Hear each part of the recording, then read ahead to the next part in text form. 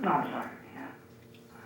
I apologize for making me feel like you were torn between two things that you really appreciated and genuinely loved. And bringing you all that stress. To hurt you. I know that now. I know that now. But the thing was, I really didn't know that before because the way you were communicating it to me, it wasn't effective, and I thought like out of all people, you were the actor that understood. I did understand the acting part, but the part I guess that got me was when I asked you about it and how you respond specifically. It made me feel like you were very unapologetic about it, like very unmerciless about it, unpathetic, because the specific words of your responses, and that's where I realized that the communication level, if it was bad now, but it's a lot better now than it ever was. But if it's the way it is now, and I look back, whoa, what is it like? A year and a half ago, 2 years ago, like, whoa, that must have been way back then. I cheated on you. It made me feel like that, man. It made me, not with the person on stage you were correcting with, but with the theater. You're not cheating on me for another guy, but with the theater. You referred to him like as an idiot. Do not think of him as him. Think of him as actually the physical embodiment of the theater and everything that is not me in the relationship. I cheated on you. I know it's not written that way, but I know that you know what I really mean when I wrote that. No, I'm trying to explain to you, it's not really what that is. He was just a symbol. Hmm? What? Yes, then I realized that if I keep holding that in, that's one of the things I've held in for the longest time and use it against you so much, so often. That's not me it's me contradicting myself. And I took that, I realized that when I was reading a clarity of mind and body thing, and one of the lines was, be critical of yourself, look for contradictions in your own life. And I realized that's one of the biggest contradictions that I always tell myself to be understanding and willing to be understanding and helpfulness and then a positive, always work towards a positive outcome, but that was the opposite. I was like, man, I hate being a hypocrite. I don't like being a hypocrite. I never get up anymore. We may talk about it from time to time, but it's not going to be as intense. It's not going to be as negative. It will not be the way it was before. It won't be me throwing stones at you. If we do bring it up, it will be for the sake of reminiscing, and it will be for the sake of positive reinforcement and learning for the better. We have 1 minute remaining for this call. Gotta go. What? I don't have a lot of time. I gotta go and I need a shower because he gave me 10 minutes, like 5 minutes ago. Really? Yes, and I have 1 minute on the phone. I don't have any more time to talk to you. I'm sorry, but I'll call you tomorrow, okay?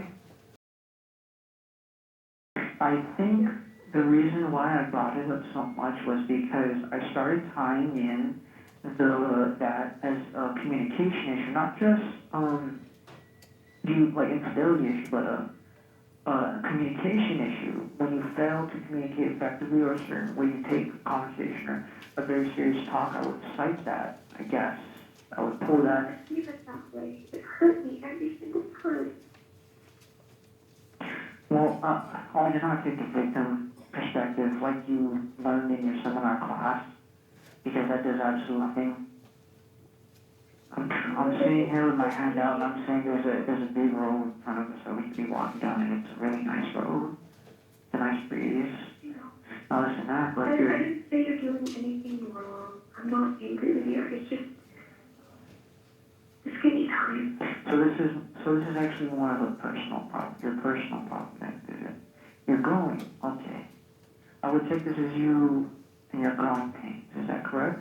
I'm very happy it's the first step for, you're very mature. I apologize for that. I appreciate that a lot. Thank you. You're welcome. Okay. I find it within myself to accept your apology. Okay, so you see now it's actually you, yeah, like I said, it's growing pains. You're growing. And maybe... But I can't do this alone because it involves you too. I'm right here on the phone. I know. And I'm making you on. Encouraging you, like I said, I'm trying to point you in the right... It makes me remember all the things that happened afterwards, how much experience I had. Oh, yeah. Yeah. Like, it's so bad about the honest with you. Well, I can't take that back, and I think it'd be wrong if I did, because I think a lot of those things happened the way they happened because they needed to. Those are the stepping stones to get to where I went, and if I didn't go through that, I wouldn't be where I am today. I don't agree with that. Huh? I don't agree at all with that. Say that again? I don't agree at all with that. The best way to understand and learn is through direct experience. I cannot understand a subject or a certain kind of maturity as profoundly, as intensely, as deeply if I would not go through it firsthand myself. Well, what did you learn by going through it? What did you take out of it? What I took out of it was, I realized that time, I think what was triggering a lot of that anger was, it was a very early stage in our relationship, and I had a lot of jealousy. I was very possessive of you in the relationship, and I did not have as much maturity as I have now when it comes to you talking to other guys, being social with other guys, and especially not on stage kissing other guys.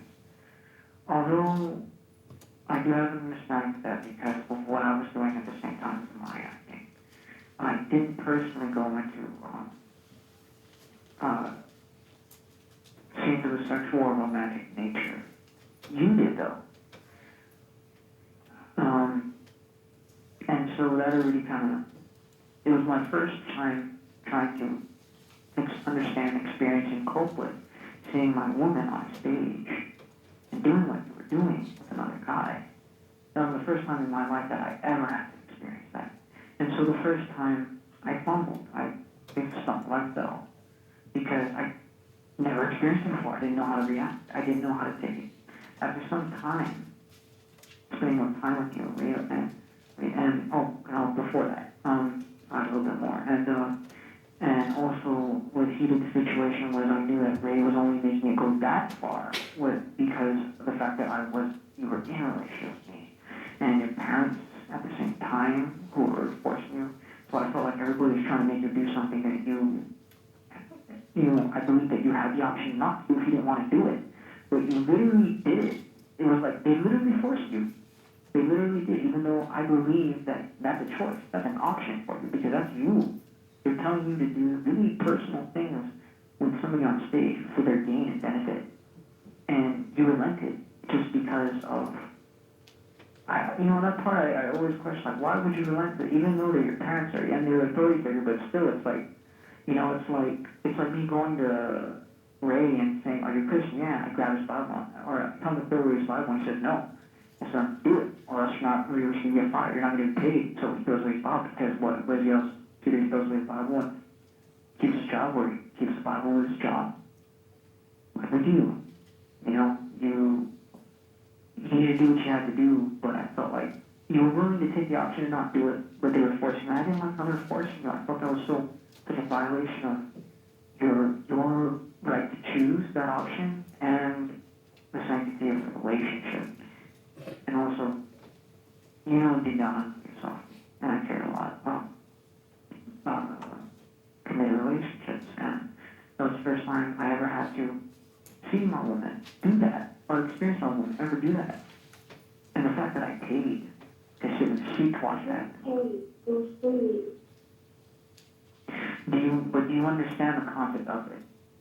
I had to get a ticket. I had to give a ticket. I had to run into a place and find a seat to watch it. Just the concept of that. You know what I mean? Yeah, I do. Exactly. Please stop trying to do those nitpicky, excuse my language, the nitpicky smart-ass things when you know.